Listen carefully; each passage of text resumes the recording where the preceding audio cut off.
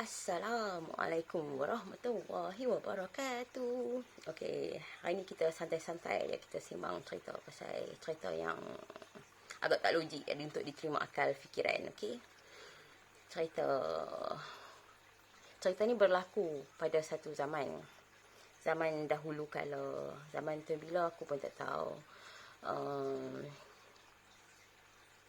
So, ada satu kerajaan daripada kayangan. Nampak tak dia punya storyline? Kerajaan kayangan, okey? Kerajaan kayangan. Ada, okey, kisah berlaku di kerajaan kayangan, okey? Then, ada raja, ada permaisuri dia, ada king and queen, empress and emperor, whatsoever. So, mereka ni adalah pasangan yang sangat bahagia. Kalau dunia kita ni kita katakan sebagai twin flame. Okay, twin flame dan soulmate adalah dua benda yang berbeza.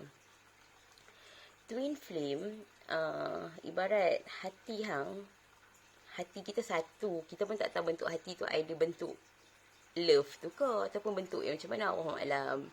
So hati hang tu ibarat dia hati yang satu dipecah pada dua.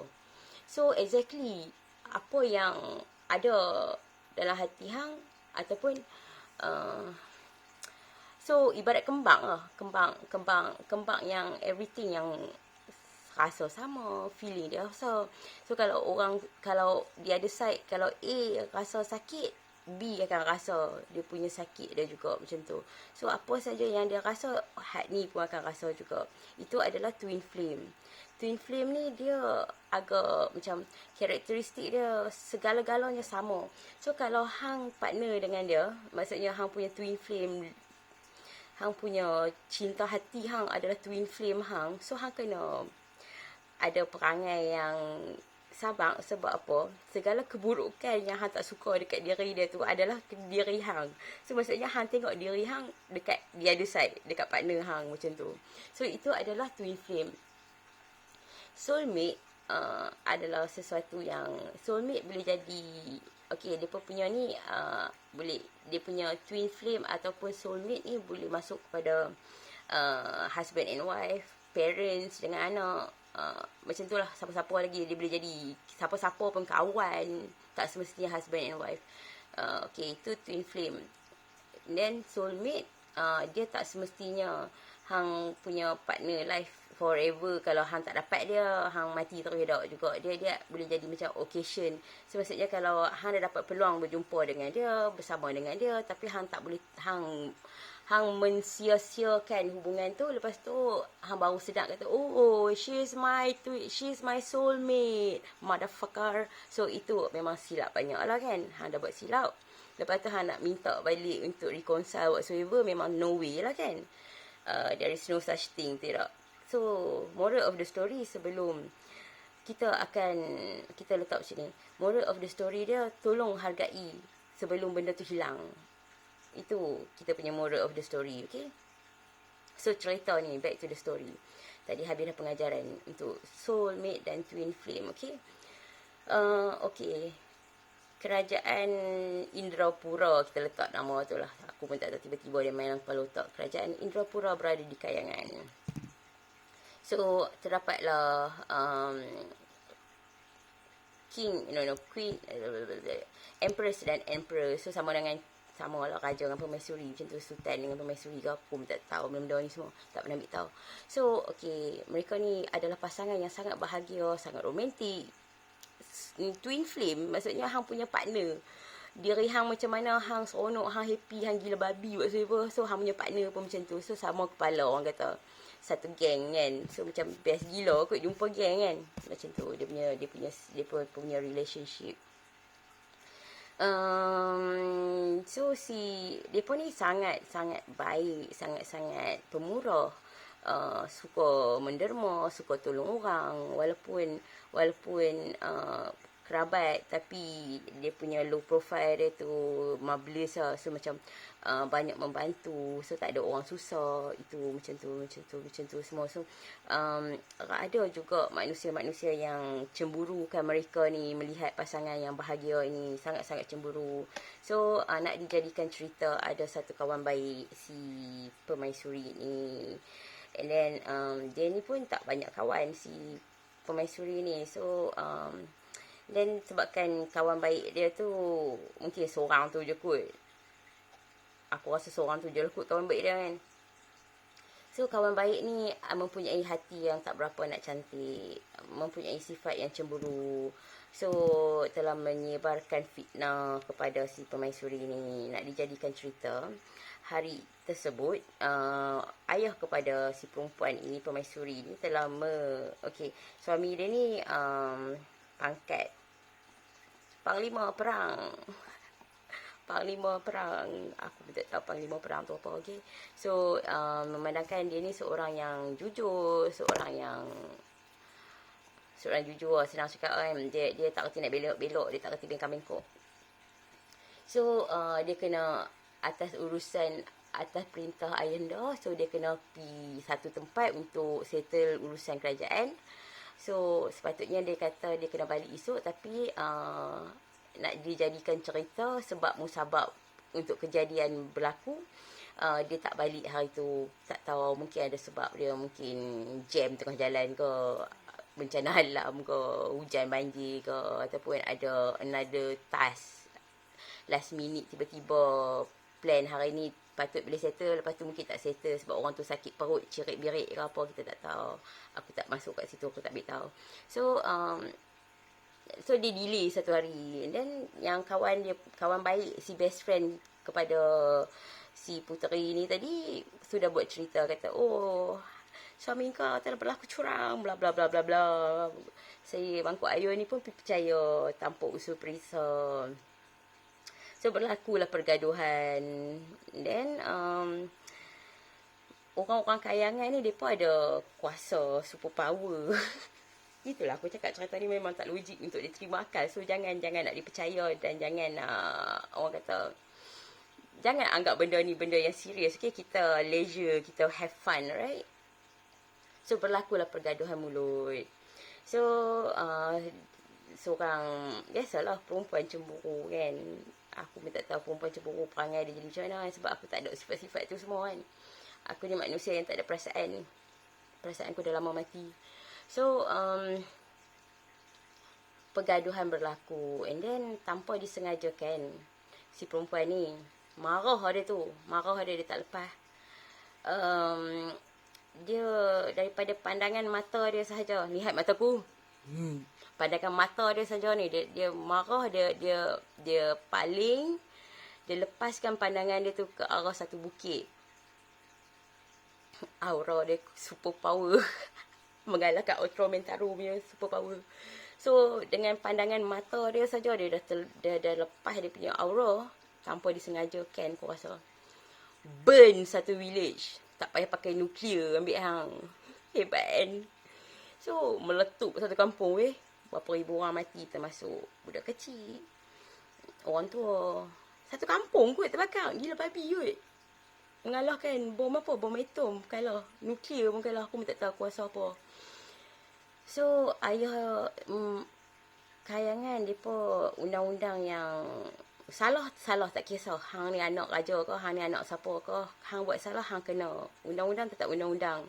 So perempuan ni pun dia okeylah. So kita back kepada isu dia tadi. So satu, dia cemburu. Dia dengar silap dia sebab dia dengar gosip. Lepas tu dia terus percaya tanpa usul periksa kebodohan dia kat situ. Lepas tu tanpa disengajakan, dia dah menyebabkan berlaku bencana alam. So lepas tu hukuman dia tetap terpaksa dijalankan, dan dia kena hukum mati lah. So nak dijadikan cerita, dia masa tu dia bawa, dia ada anak, dia ada baby dia baru berapa bulan, dalam 7 bulan ataupun 3 bulan, aku dah tak ingat. Aku macam benda ni terlampau sedih, aku tak berapa nak pay attention. So masih lagi breastfeed apa semua. So dia dihukum mati. So suami dia pun tak mampu nak selamatkan dia sebab perintah ayah dia memang mau tak mau hang kena bunuh juga sebab hang dah melakukan kesilapan. So hang kena hantar turun dekat dunia. So masa sebabkan sumpah seranah orang kaum kerabat yang kena satu kampung tu, so dia kena terima lah hukuman dia sebab dia dah buat bencana alam dekat manusia-manusia ni semua. So dia kena terima hukuman dia dilahirkan dekat, dia diturunkan dekat bumi. So hang kena, kita hidup dekat bumi ni untuk apa? Kenapa kita dilahirkan dan diwujudkan di bumi?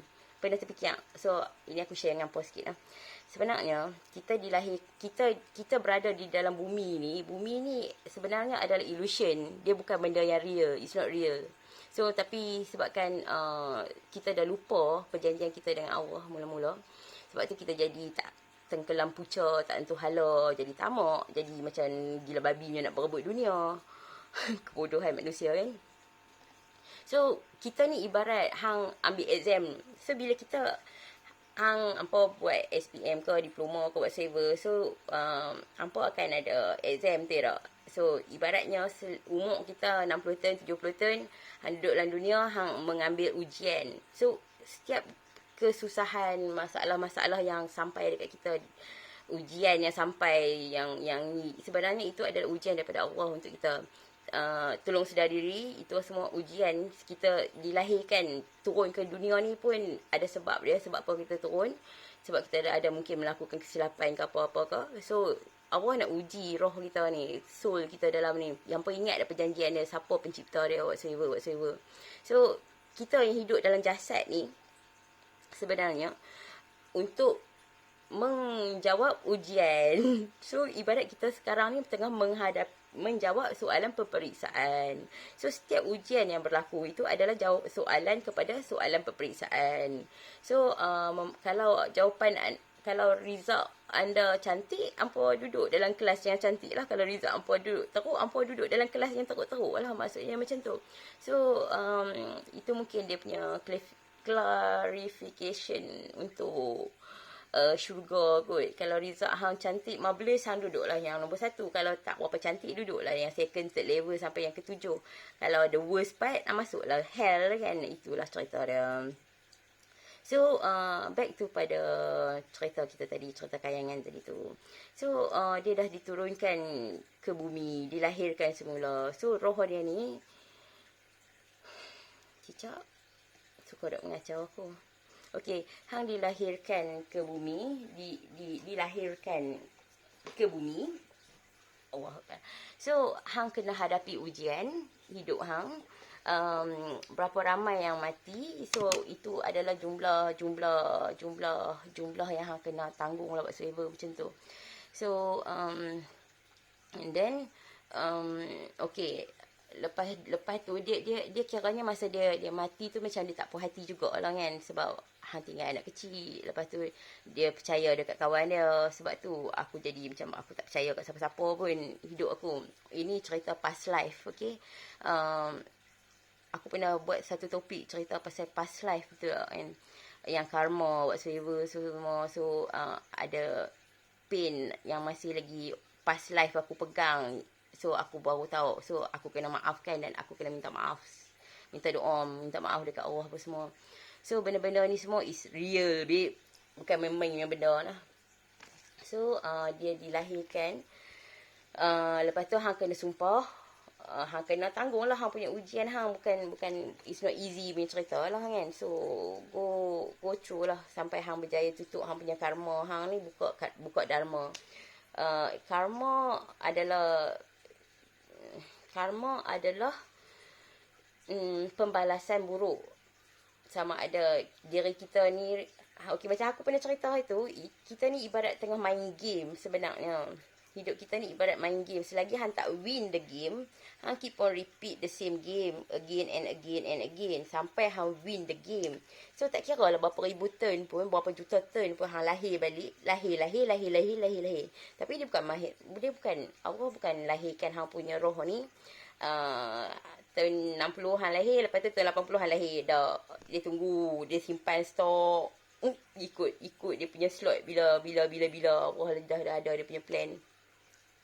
So dalam macam aku sama ada aku ni 1000 watak aku dah berjalan ataupun 1000 tahun punya perjalanan. Aku tak pi detail benda tu. So tapi aku tahu 1000 tahun, 1000, aku rasa 1000 watak. So kalau 1000 watak dah aku berlakon, aku dah ambil ujian ni dah 1000 watak, 1000 karakter, 1000 karakter. So boleh bayangkan tak kenapa hidup aku ni aku jadi fed up gila dengan dunia ni.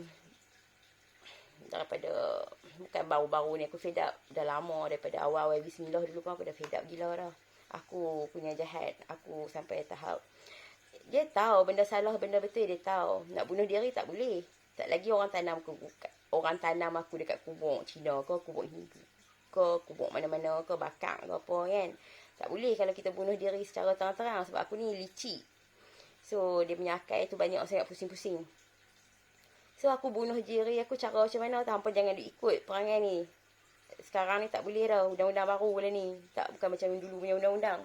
So aku bunuh diri secara halus. Aku buat lah benda-benda yang boleh merosakkan badan aku.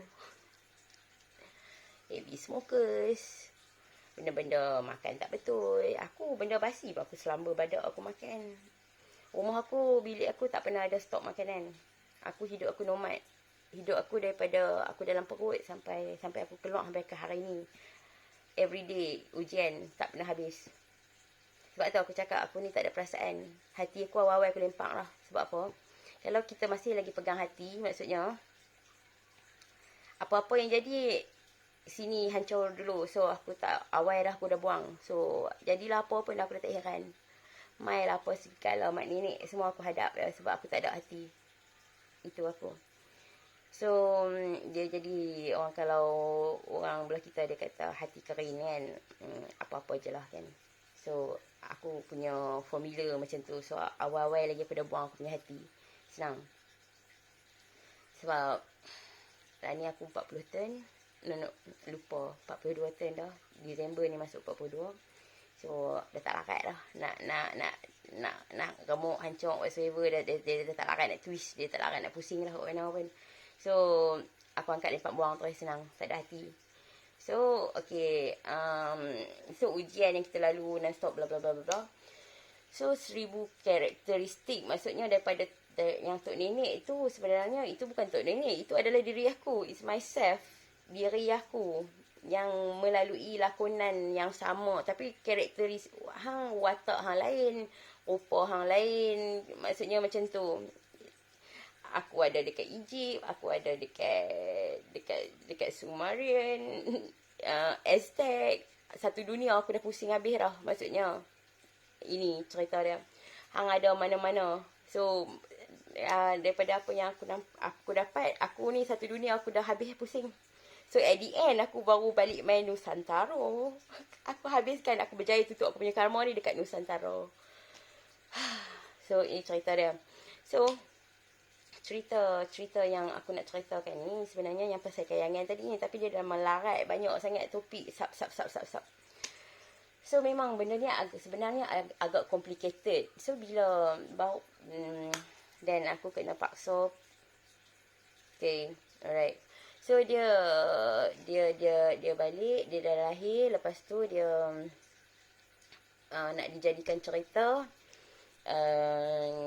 tahun 2020. Masa tu aku duduk kerja lagi dengan Shopee. Aku bulan Disember shipment daripada China. Disember daripada China. Shipment dah start kurang.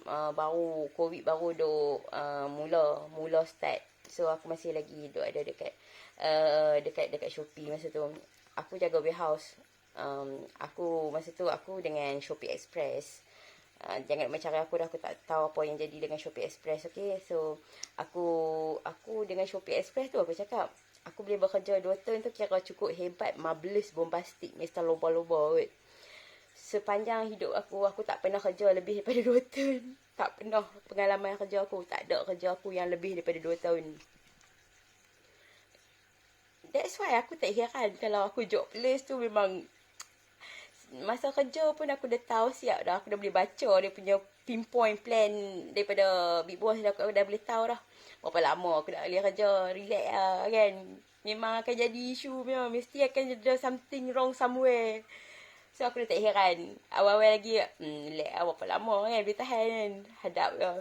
So nak dijadikan cerita, not bad lah, 2 turn kot. Aku set up Shopee Express masa mula-mula dapat. Tengok dia buka cerita link dah pula. Kita back kepada cerita kayangan lah. Cerita kayangan kita ni bergantung ni. Nanti mampu aku nak edit, potong-potong, sambung-sambung pula kan. So, alright. Then, okay. So, masa okay, ada related rupanya. Sebab tu aku bawa main cerita Shopee. Okay. Tahun 2020, expired date. Masa tu, umur aku nak masuk 40 tahun. Aku dipaksa kahwin. Lawak dah. Tak ramai orang tak tahu cerita ni. Tapi itulah kan. Aku menghilangkan diri Stern kot. So, aku kena paksa. Tahu tak? Gila. Aku melarikan diri. Aku elok daripada Mamat ni. Dia dekat 2 turn lebih kot. Dia punya duk ligan aku. Dia nak. Aku tak mau. Awal-awal lagi filter aku dah bagi sense. No. Tahu tak? So, tapi sebabkan ni perintah daripada Allah. Bila Atuk cakap, ini bukan sebarangan. Ini Allah punya rancangan. Kalau tak terima, tanggung sendiri. Nak mampu hang. Tobat dah so. Adalah pun hidup aku dah cukup neraka. Nak tambah lagi neraka. Memang tak lah kan. So, mau tak mau, terpaksa lah terima. So, aku mengharap. Masa tu aku punya intention. Aku macam, aku ni bodoh. Tak ada. Aku ni betul bendui sangat. Benda yang aku tak pernah tahu pasal dunia-dunia spirit ni. Aku tak pernah ambil tahu. Aku tak pernah terinvolve langsung. Tak berminat langsung nak ambil tahu. Sebab bagi aku hidup aku dah cukup suffer. Dah cukup hell. Aku nak ambil tahu benda ni untuk apa. Apa aku dapat untuk aku ambil tahu benda-benda yang benda-benda spiritual ni. And aku memang tak pernah langsung terfikir ataupun terinvolve ataupun setitik pun aku tak pernah terbayang nak ambil nak pergi kaji ke nak tanya. Memang tak ada langsung. Cukup miserable. Hidup aku dah cukup huru-hara, dah cukup. So, aku cerita pasal Atuk tu pun lawak kot. Nanti lah kita cerita balik lain. So, bila dia kata macam tu, mau tak mau hang kena terima jugalah. Hang no choice kot. Dalam masih lagi duk mengikut pun macam ni punya hang punya ujian. Bayangkan kalau hang lari, macam mana hang punya nak neraka, macam mana nak turun mai kat aku pun tak tahu. So, mau tak mau aku terima. And then 2020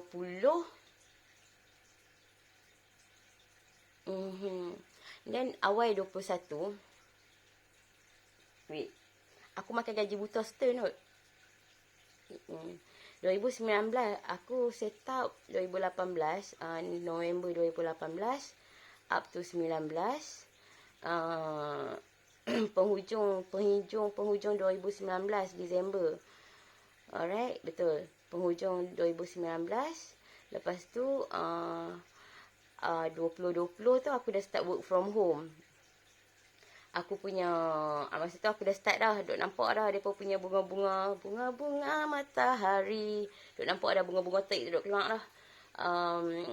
Daripada boleh bayangkan dah aku seorang, aku set up, aku jaga satu warehouse tu punya proses aku seorang.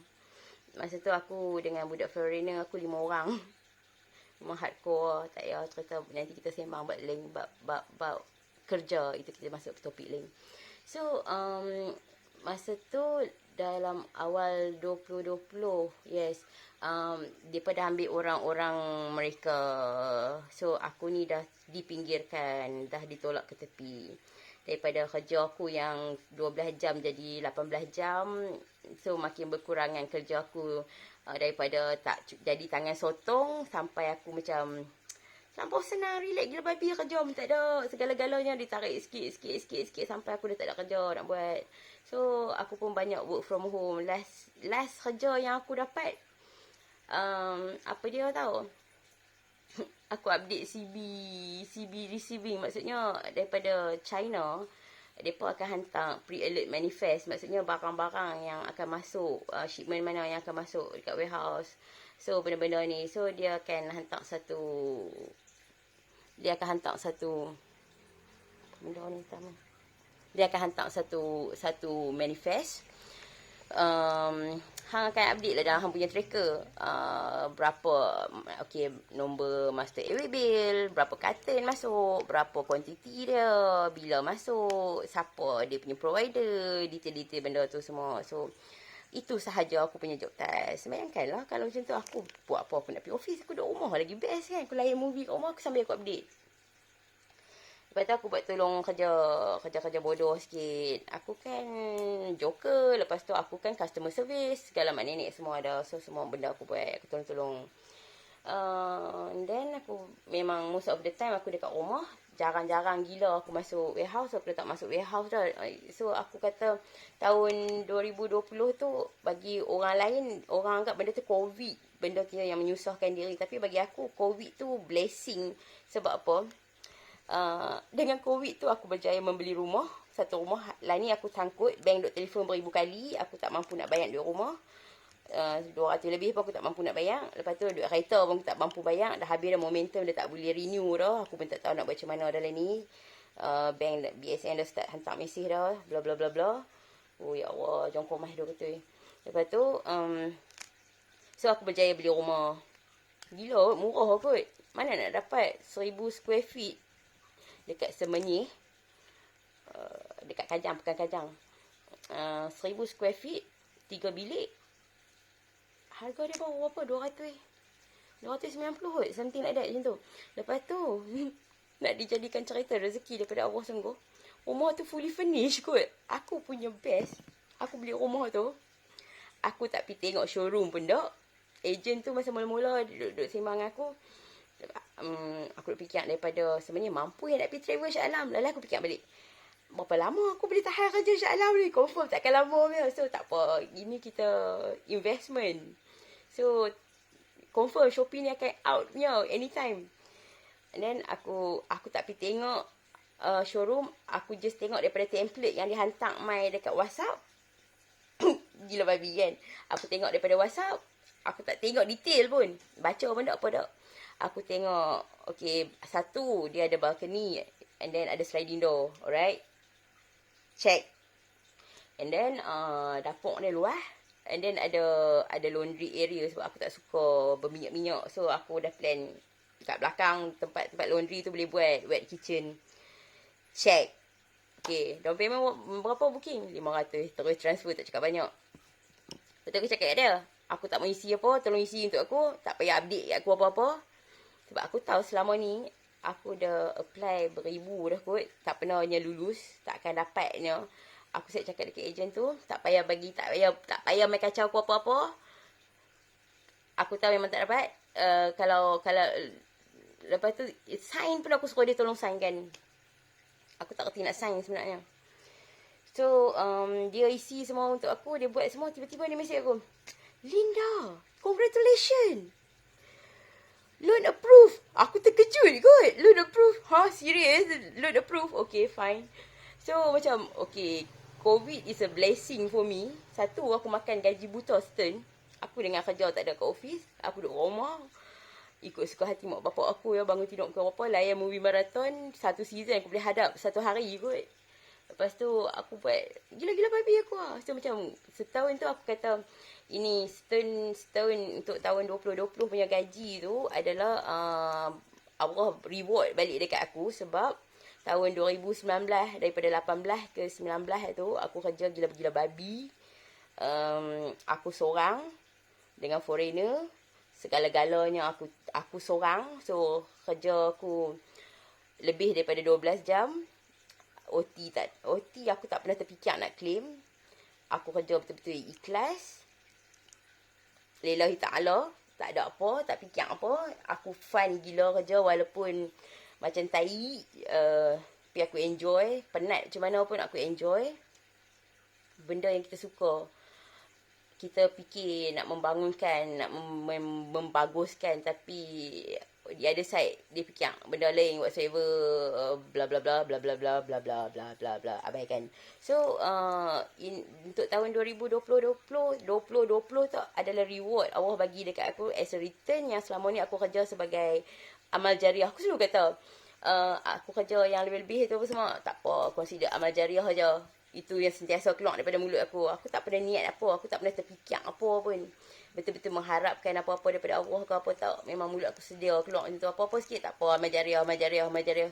Ingat perkataan tu tak ada meaning apa-apa ke. Mulut aku sedia keluar macam tu. Sebab memang tak ada meaning apa pun. Hati aku tak fikir apa. Tapi aku tak pernah tahu Allah punya pemurah. Dia tengok memandangkan hang tak pernah fikir apa-apa. So dia bagi. Dia return. Dia reward balik kat hang. Bayangkan aku stern duduk rumah, nganga, main-main, layan movie. Aku bukan jenis kaki keluar, aku tak keluar. Kalau 3 hari cuti, 3 hari aku kat rumah. So, reward aku masuk. So, and then, appraisal aku, tahun 2020. Tahun 2019, aku dapat C. Tahun 2020, dia bagi aku D. Allah ingatkan aku masa kes yang nak buat appraisal tu pun ada kes juga. So aku daripada Penang, aku drive di Shah Alam, lalas kali dia video call, dia Zoom. Dia bagi link dekat aku masuk Zoom. Subhanallah. Kalau setakat nak Zoom, hello, aku daripada Penang aku tak boleh Zoom ke? Rumah aku Penang tak ada internet. Tak apa, kuasa Allah. Lepas tu masa masuk bilik meeting, masa nak one to one, Allah gerakkan aku untuk record that conversation. Aku record je lah. Memang orang dengar, tak apalah, itu cerita lain. Lalas aku dapat D. Aku bagi tahu kat dia, aku nak tukar department. Hang kalau tak suka kat aku, fine, it's okay. Jangan pecah perut nasi orang, okay? So, tak suka kat aku, let me go. Bagi aku tukar department. Habis cerita. So, dia nak bunuhkan aku. D. So, bila D, memang sorry lah bro. Han nak tukar department mana? Memang no way. Faham? Itu cara untuk menyuruh aku berhenti kerja. Aku ni nakal na'udzubillah. So, apa aku buat? Aku lawan. Aku kacau HR. Bla bla bla bla bla. Zoom. HR terus call. Kak Lin, apa cerita? Ni, lepas tu HR lama juga aku duk risau kat ni. Dalam hati naik kalau benda ni wujud pun tak apa, tak wujud pun tak apa. Jadi aku masih lagi makan gaji buta kan. Jadi tiba HR call balik. Kak Lin, berjumpa, bincang meeting apa semua. And then discuss apa semua. Lepas suruh aku masuk balik warehouse. Dulu aku yang PIC untuk DC tu. Lalas kan ni, okay lah ni ada seorang, aku bawah orang tu. Aku tak pernah kisah jawatan-jawatan ni. Aku tak pernah heran. Hello man, boleh bawa mati ke? Tak ada kan. So then dia suruh aku, maksudnya re-evaluate balik lah hang punya kerja hang, whatsoever bla bla bla semua. Nak dijadikan cerita, Allah tak izinkan aku kot untuk kerja kot. Memang yalah, masuk new chapter kan. Lupa tahun 2020.